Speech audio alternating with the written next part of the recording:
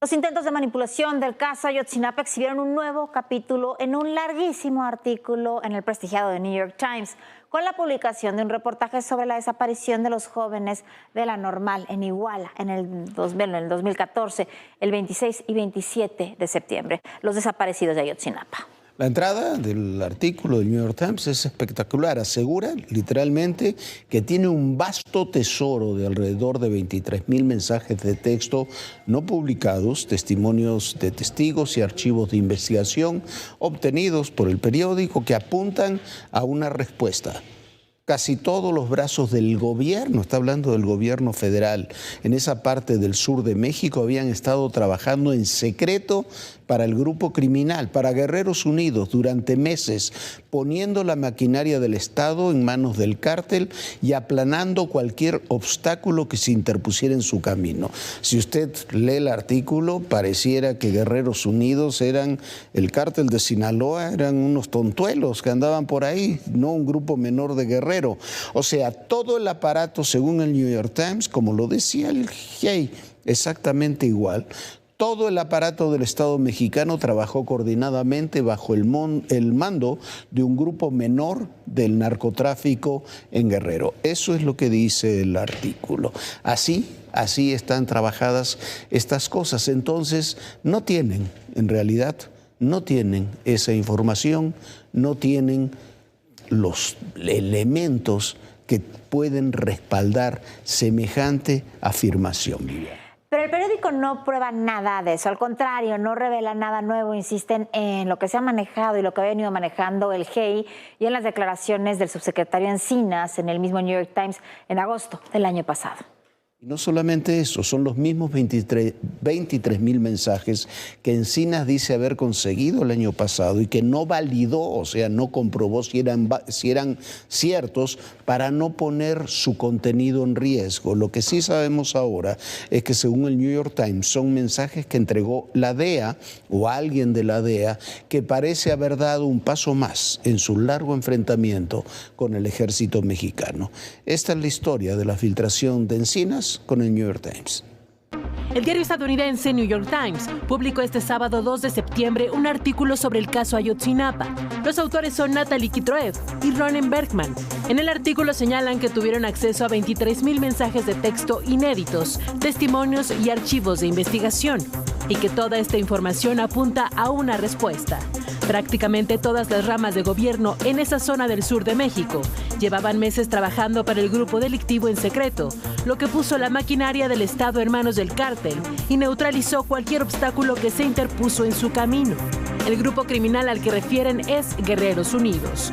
Lo cierto es que, de acuerdo con otros periodistas que han seguido el caso, el diario artículo del diario neoyorquino no modifica lo que ya se sabe sobre el secuestro y asesinato de los normalistas de Ayotzinapa, de acuerdo con las investigaciones de la entonces Procuraduría General de la República Estatal y la Comisión Nacional de los Derechos Humanos. Dicen los periodistas del New York Times que tienen una realidad distinta. Sin embargo, muchas de las pruebas que presentan, incluyendo copias de 23,000 mensajes que supuestamente se mandaron entre sí los narcotraficantes que secuestraron a los muchachos, no hacen más que demostrar que ya sabíamos lo que había pasado en aquella trágica noche en la ciudad de Iguala.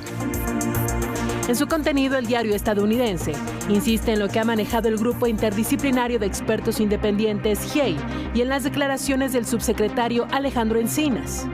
La publicación indica, como lo ha documentado el periodista Jorge Fernández Menéndez en el libro La Noche de Iguala, que las comunicaciones del cártel fueron interceptadas en 2014 por la Administración de Control de Drogas de Estados Unidos, la DEA, como parte de una investigación de las actividades de tráfico de drogas de Guerreros Unidos en los suburbios de Chicago. Asegura que durante años México trató de acceder a esta información, pero las autoridades estadounidenses entregaron los 23,000 mensajes apenas el año pasado. Además, señala que faltan detalles clave de lo sucedido a los estudiantes. Estos mensajes serían parte de las capturas de pantalla contenidas en el informe del caso Ayotzinapa y que el propio GIEI determinó que en gran parte de ellas existen incoherencias e inconsistencias.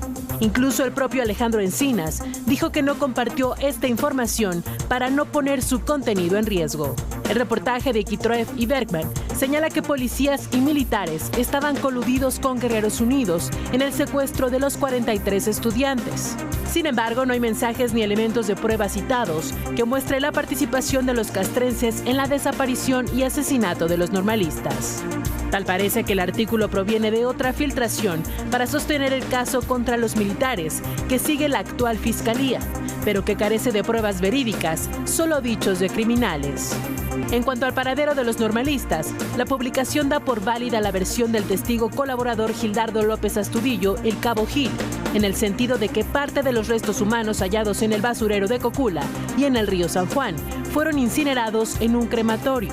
No obstante, la Comisión Nacional de los Derechos Humanos determinó que los restos presentan afectación térmica diferenciada, lo que comprueba que fueron sometidos a un fuego no controlado.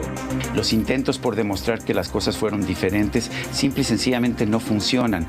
Para empezar, nos dicen que tienen 23,000 mensajes, pero ninguno es de la noche del 26 al 27 de septiembre.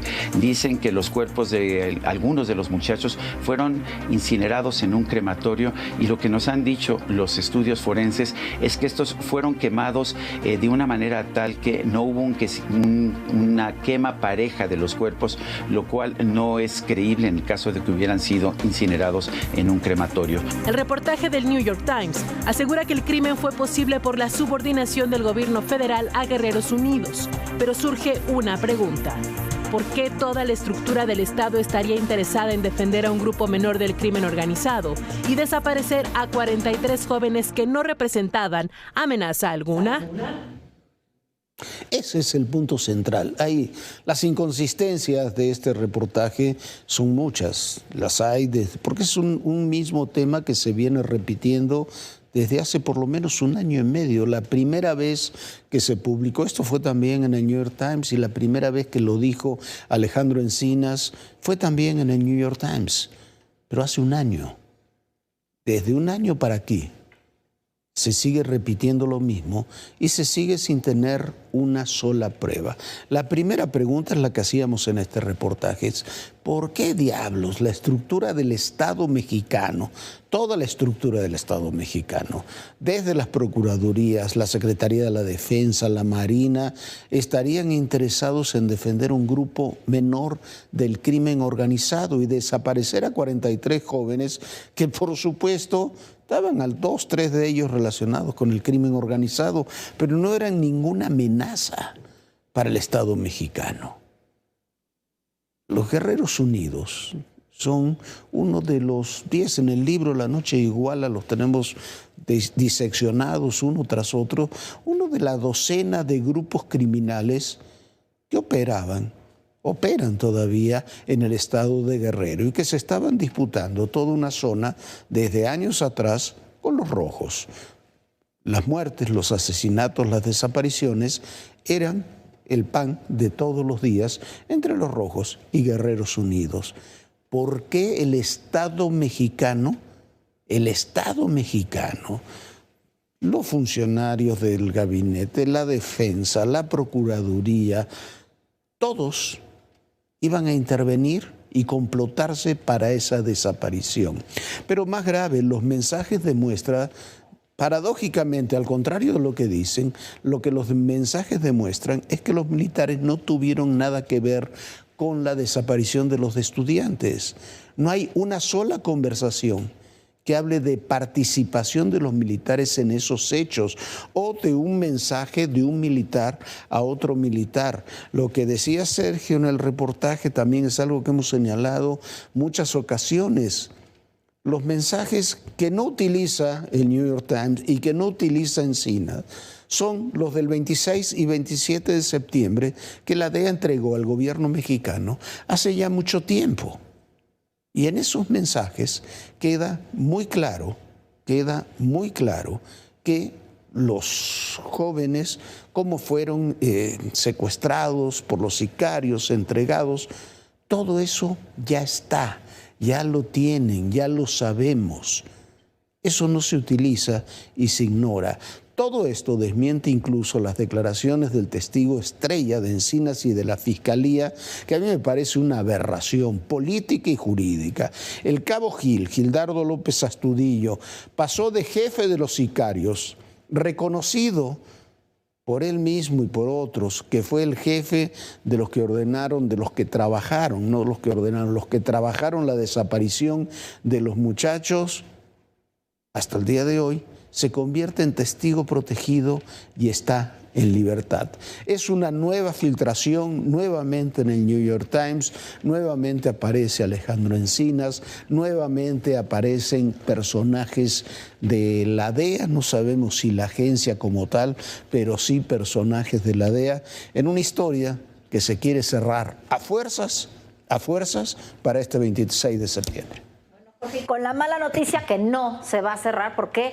Porque la verdad, esta verdad que es muy similar a la verdad histórica, es lo que ha sucedido. Estamos hablando de grupos criminales que se mataron entre ellos, en donde por supuesto que el gobierno municipal tuvo que ver y bueno, así están las cosas. Es un crimen que no se va a resolver, pero sí fue una promesa de campaña del presidente López Obrador y de este gobierno, una promesa que no van a poder cumplir. Vamos a otro tema. En Jalisco asesinaron al rapero Lefty SM, el mismo día que se cumplieron 3 semanas de la desaparición de los 5 jóvenes que, como usted recordaba, presuntamente fueron exhibidos en un video brutal con una violencia terrible en toda esa zona. Otra vez ando volando, traigo una loquera y es que así salió el muchacho, no me importa quién me quiera. No hay claridad sobre la muerte del rapero Lefty SM. De acuerdo con la Fiscalía de Jalisco, la noche del sábado, Lefty se encontraba en su casa en la colonia La Cima, en Zapopan. 10 minutos antes de las 11 de la noche, 3 hombres armados entraron a la vivienda. Intentaron llevárselo por la fuerza. Ahí estaba Esa Mari, su esposa y madre de sus 2 hijas. Durante el forcejeo, los criminales le dispararon y huyeron. Que pasada la 1 de la madrugada, informó al Ministerio Público que el rapero falleció en el Hospital Real San José por las heridas que le provocaron los balazos en la pierna derecha y el abdomen. En medios de comunicación de Jalisco, trascendió la versión que la muerte del rapero se produjo durante un asalto. De acuerdo con guardias de seguridad del fraccionamiento donde vivía el rapero, los gatilleros burlaron la vigilancia, tocaron la puerta del domicilio del artista y cuando éste se percató del asalto, opuso resistencia. Pero la esposa niega la versión de que se tratara de un asalto. Asegura que fue una acción dirigida en contra del rapero, que su esposo no abrió la puerta de la casa. Ellos se fueron a meter hasta nuestro cuarto en la 2ª planta y nos sacaron a empujones, dice la esposa en un mensaje en Facebook. Al conocer la muerte de Lefty, fanáticos acudieron a la barbería y tienda oficial del cantante en San Luis Río Colorado, Sonora, para rendirle homenaje. Dejaron veladoras, flores y mensajes. El homenaje se salió de control. Se reportaron disturbios. Llegó la policía. Les lanzaron botes, piedras y botellas. Los oficiales realizaron disparos al aire para desalojar a unas 400 personas, entre los que se encontraban menores de edad. Para ADN 40, José Luis Mora, Fuerza Informativa Azteca. Hay que ponerle un nombre, un rostro. Y que vienen todas las demandas internacionales. Una ciudad tan complicada como es la Ciudad de México. Ya llegamos a Aguililla, esta ciudad, la entrada a la Tierra Caliente.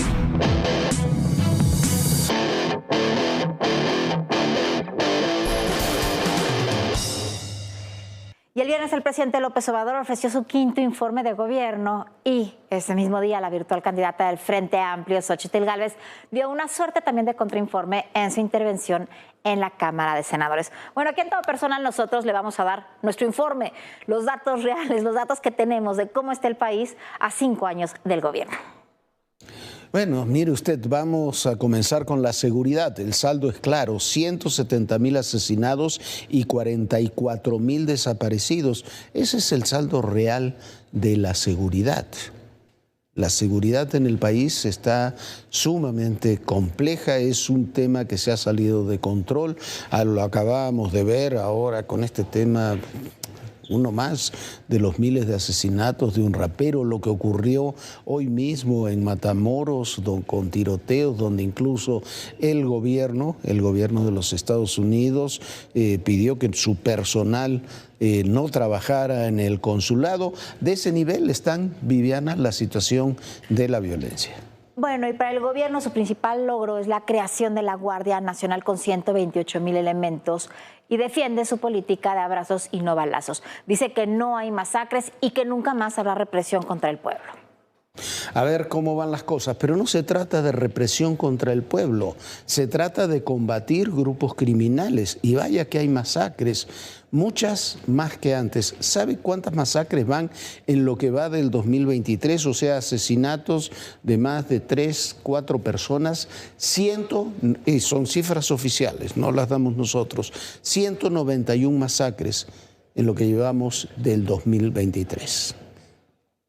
Bueno, vamos a otras cifras. Las cifras del Coneval muestran que se redujo la pobreza extrema de 36.3% en el 2022 frente al 43.9% en el 2020. Hubo un descenso de 7.6 puntos. Esto es real. ¿Pero por qué bajó? Por varias cosas. Por los ingresos que provienen de dinero de los apoyos sociales, por las remesas y, por supuesto, por el aumento del salario mínimo. También hay que contemplar que el 2020 fue un año de pandemia. Pero al mismo tiempo, en las mismas cifras oficiales, con esa reducción de la pobreza extrema, tenemos otro dato que es muy fuerte. El 50.2% no tiene, el 50.2% de los mexicanos no tiene seguridad social. El 39.1% de la población no tiene acceso a los servicios de salud. Eso es un incremento respecto al 16.2% que había en el 2018. Traducido, tenemos menos seguridad social y menos acceso a la salud que la que teníamos al inicio del sexenio. El rezago educativo aumentó la carencia, o sea que no llegan a tener las condiciones necesarias, mínimas como para estudiar, aumentó de 19.4% de la población desde el 19% que teníamos en 2018. Esa es la situación real que tenemos, Viviana. Bueno, y en la economía hay buenas y malas cifras. Viviana, ¿por qué? A ver, por ejemplo, vemos el país crecerá, dice el presidente López Obrador, un 3%. Las inversiones extranjeras directas fueron de 29,000 millones de dólares en el primer semestre del 2023 y con remesas históricas de enero a junio, 30,238 millones de dólares. Hay un alza del 9.9% respecto al mismo periodo del 2022. Serán unos 60,000 millones de dólares al final del 2023, pero bueno, ya vimos cuáles son las causas de este aumento. No es que haya generado más dinero nuestro país. No, y hay problemas graves, hay problemas muy graves. Por ejemplo, no se ha recuperado el nivel económico del 2018, luego de la caída provocada por la pandemia. La inversión podría ser mucho mayor en el nearshoring, que es el futuro que tenemos inmediato, si se garantizara la seguridad jurídica, pero no se garantiza por temas como los conflictos comerciales que tenemos en el TEMEC, que son energía, agricultura, temas laborales, entre otros. Es muy grande, pero podría ser mucho mayor. Podríamos seguir con este juego de claroscuros durante mucho tiempo abordando un tema tras otro. Pero lo cierto, lo real, es que son claroscuros. Hay aciertos, por supuesto que hay aciertos, pero también evidentemente hay fracasos y no se pueden ocultar ni unos ni los otros. Bueno, Jorge, es importantísimo poner en perspectiva estos números, que es justo lo que hicimos el día de hoy.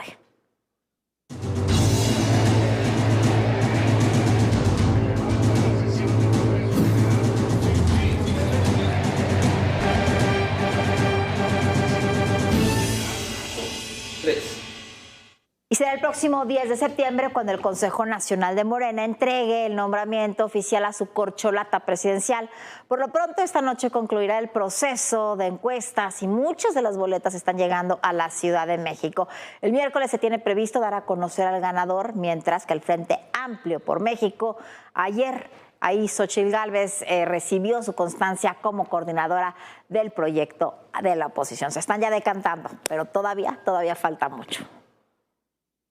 Y hoy, contenta, decidida y llena de esperanza, yo, Xóchitl Gálvez, de origen ñañú, de Tepatepec, Hidalgo, acepto con gran orgullo el honor de coordinar los esfuerzos del Frente Amplio por México.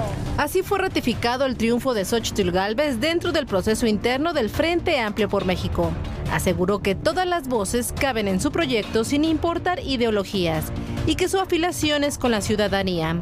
Al evento realizado en el Ángel de la Independencia asistieron los dirigentes de los 3 partidos que conforman el Frente Amplio: Marco Cortés del PAN, Alejandro Moreno del PRI y Jesús Zambrano del PRD. Los asistentes despidieron a Xóchitl con el himno nacional.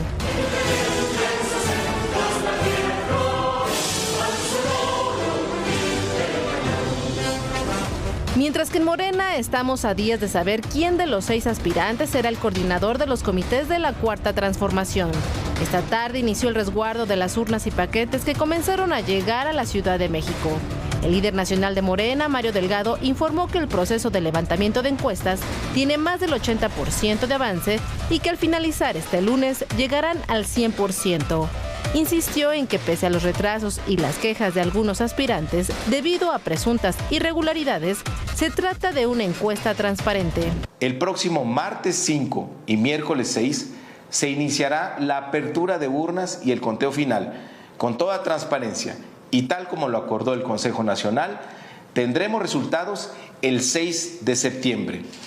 No hay ni habrá resultados parciales, por lo que nadie puede adelantar información en ese sentido. Les pedimos paciencia y respeto a esperar el veredicto de la gente. Expuso que cada boleta tiene un número de folio para rastrear dónde fue levantado el sondeo y se cotejará con cada acta para verificar los datos. Bueno, por lo pronto hay muchas disconformidades. Hace unas horas Marcelo Ebrard subió un tuit hablando de las mismas, dijo que iba a ampliar en las próximas horas parte de los problemas que se están presentando en la elección interna. Pero para el escenario político hoy ocurrió otra cosa que es importante. Luis Donaldo Colosio Riojas, el alcalde de Monterrey, rechazó buscar la presidencia de México el próximo año de la mano con Movimiento Ciudadano, ni con Movimiento Ciudadano ni con nadie. Aquí es parte de lo que dijo Luis Donaldo.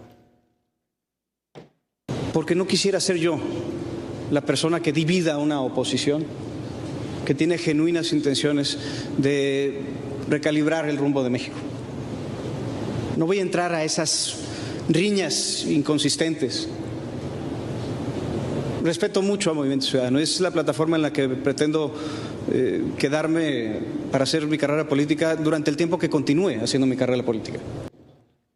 Bueno, no es una declaración menor, sobre todo si se suma con la de Enrique Alfaro. Y hablando de declaraciones, hoy Omar García Harfuch se dijo listo para la Ciudad de México, para lo que venga.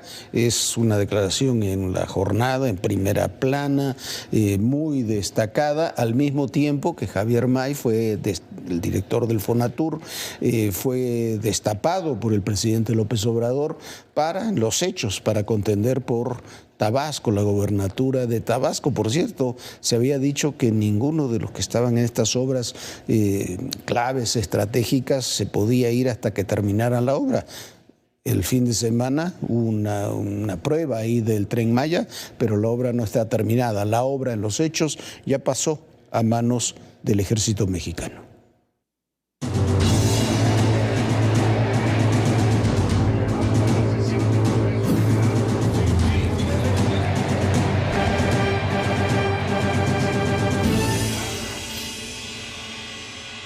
Bueno, y nunca el presidente López Obrador ha habido un informe de un gobernador. Hoy fue el último informe de Alfredo del Mazo, que literalmente le entregó el Estado al gobierno y se lo entregará en 2 semanas a Delfina Gómez. Ahí estuvieron todos, estuvieron muy cerquita el presidente López Obrador y el actual gobernador del Estado de México. Y sí, vaya, mire, no habló. Yo escuchaba hoy a nuestro amigo Leonardo Curcio decir, ya quisieran los gobernadores de Morena tener los elogios que tuvo hoy Alfredo del Mazo en la mañanera y los gestos que hubo en este informe de despedida. Va a haber enorme cantidad de lucubraciones, pero los hechos superan cualquier elucubración, Miguel. Así es, ya nos vamos, se nos vino el tiempo encima. Muchísimas gracias por habernos acompañado. Por supuesto, nos vemos mañana aquí en Todo Personal, 11 de la noche. Sueñe bonito. Descansa, Jorge. Muy bonita noche y recuerde, en el poder y en la política todo, pero absolutamente todo es personal. Gracias.